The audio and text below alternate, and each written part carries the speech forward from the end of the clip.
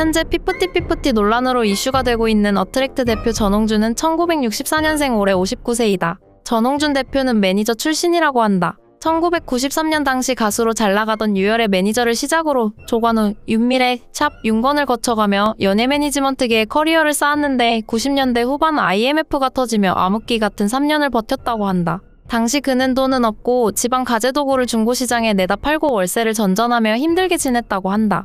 MBC 라디오 모 국장님의 도움을 받아 가요기획사 월드뮤직의 홍보이사로 들어가게 된 전홍준 대표는 남을 탓하지 말자. 현재의 나는 내가 만든 거다라는 생각으로 재기를 노렸다고 한다. 이건 여담인데 혼성그룹 샵 사건으로 이슈가 되었던 기자회견에서 당시 소속사 홍보이사로서 서지영과 이지혜 간의 다툼 내용을 브리핑하며 언론에 얼굴이 공개된 적이 있다. 그는 월드뮤직에서 활동하며 당시 19살 윤미래를 만나게 되었는데 전홍준 대표는 윤미래의 노래 실력에 감탄하여 발라드 가수로 만들어야겠다는 생각이 들어 작업을 했다고 한다. 이후 시간이 흐른 뒤에라는 명곡을 탄생시키며 윤미래 또한 발라드 가수로 성공적으로 데뷔시켰다. 윤미래의 첫 공연을 보러 간 전홍준 대표는 윤미래와 듀엣곡을 부르고 있던 남자 뮤지션의 음색에 반하게 되어 이후 윤미래에게 저 친구 누구냐라고 물어봤다고 한다. 그 남자 뮤지션은 바비킴이었고 전홍준 대표는 바비킴과 소주 한잔하면서 많이 친해졌고 바비킴이 속한 그룹 부가킹즈가 당시 기획사와 계약 기간이 끝난 후 연락을 해 의기투합했다고 한다. 하지만 당시 월드뮤직이 부도난 상태여서 2003년 자신이 직접 엔터테인먼트를 설립했다고 한다.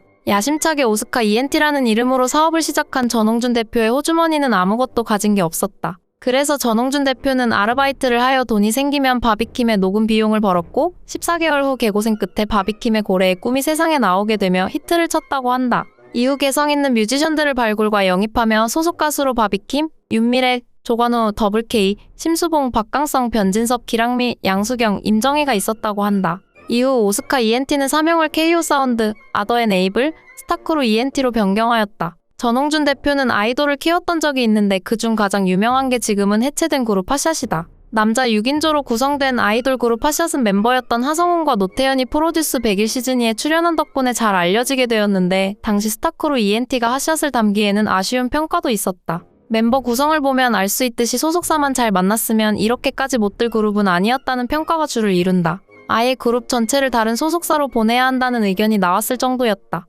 실제로 멤버 개인이 각 서바이벌 프로그램에서 보여준 실력을 생각한다면 참으로 안타까운 그룹이다. 전홍준 대표는 하성운의 하늘 높은 줄 모르고 올라가는 인기를 받던 탓일까? K-팝의 글로벌 위력을 눈으로 확인한 전홍준 대표는 미국에 본사를 둔 공연 제작회사 캠프와 만나 글로벌 K-팝 그룹을 함께 만들자고 제안하였는데 이때 함께 있었던 이는 캠프의 대표와 캠프의 직원 안성일 프로듀서였다고 한다. 전홍준은 걸그룹 프로젝트를 제안했고 캠프는 해외 마케팅을 돕기로 하여 직원이었던 안성희를 어트랙트에 파견을 보냈다고 한다. 그렇게 2019년부터 2020년까지 1년 동안 연습생을 모아 평가하여 멤버들을 선정하였다. 하지만 캠프의 대표와 전홍준 대표의 사이에서 이견이 발생하며 캠프는 완전히 손을 뗐다. 이때 냄새를 맡은 안성일 프로듀서는 위기는 기회다라는 생각으로 캠프에 사직서를 내며 더 기버스를 설립하여 캠프의 빈자리를 맡기로 하였다. 이때 전홍준 대표와 안성일은 외주 계약을 체결하게 되었다. 이후 스타크루 ENT에서 어트랙스로 사명을 바꾸며 본격적으로 피프티 프로젝트에 열정을 쏟았다고 한다. 전홍준 대표와 안성일 PD는 역할을 나눴는데 전홍준 대표는 자금 조달을 안성일 PD는 트레이닝을 맡았다. 하지만 통장 잔고는 금세 사라져갔고 유통사에서 받은 선납금으로 감당하기 힘든 수준에 이른 전홍준 대표. 그래도 소속 가수를 기죽이고 싶지 않았다며 월세가 330만 원인 숙소를 강남에 잡아주기도 하고 피프티는 보컬, 음악이론, 랩 댄스, 영어, 운동, 연기까지 과목별로 레슨을 받았다. 트레이닝 비용으로 매월 2천에서 3천만 원 정도 들어갔다고 한다. 이후 피프티 뮤직비디오 제작에만 10억 원 넘게 투자했다고 한다. 이후 알려진 대로 외제차와 시계를 처분하기도 하였으며 노모에 9천만 원까지 보탰다고 한다. 늙은 어머니의 통장에서 돈을 찾을 당시 은행 직원이 보이스피싱 관련 범죄인 줄 알고 의심하여 이렇게까지 자신의 모든 것과 늙은 어머니의 전 재산마저 희생해야 하나 눈물을 흘렀다고 한다. 그렇게 피프티는 2022년 11월 데뷔했다. 피프티는 해외 빌보드 차트 핫백에 진입하며 큰 인기를 얻는 데 성공했다. 한참 인기를 얻는 시점 피프티는 돌연 전속계약 가처분 소송을 하였는데 피프티 멤버들의 변호인은 소속사가 성실한 정상과 신체 정신적 관리 의무에 소홀했고 연예관리 물적 자원 능력도 부족하다고 지적하기도 하며 소속사 대표의 배임 의혹이 의심된다며 형사고소 방침까지 밝혔다. 이에 어트랙트 측은 주장하는 신뢰관계에 대해서 우리는 어린 아티스트인 피프티피프티에 대해 안쓰럽게 생각하고 가능하면 하루빨리 협의했으면 좋겠는데